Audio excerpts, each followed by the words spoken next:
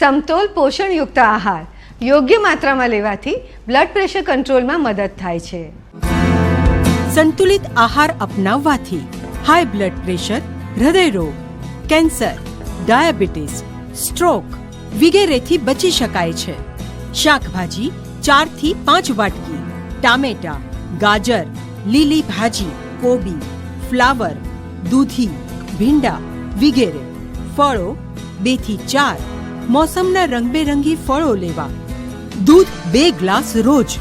તેમાં calcium, vitamin અને protein હોય છે.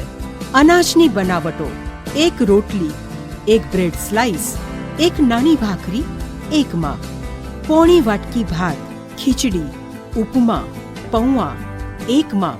આવા રોજના 8 થી 10 માપ લેવા. તેલ, ઘી, માખણ અને દૂધની બનાવટ: તળેલો ખોરાક ઓછામાં ઓછો લો.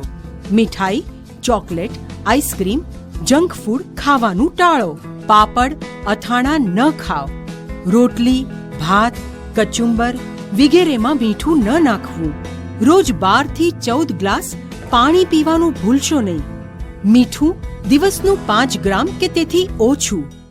તો ચાલો આપણે સૌ સ્વસ્થ આહારને આપણા જીવનમાં અપનાવીએ. She is a medical doctor, health media expert, health and life coach and master trainer.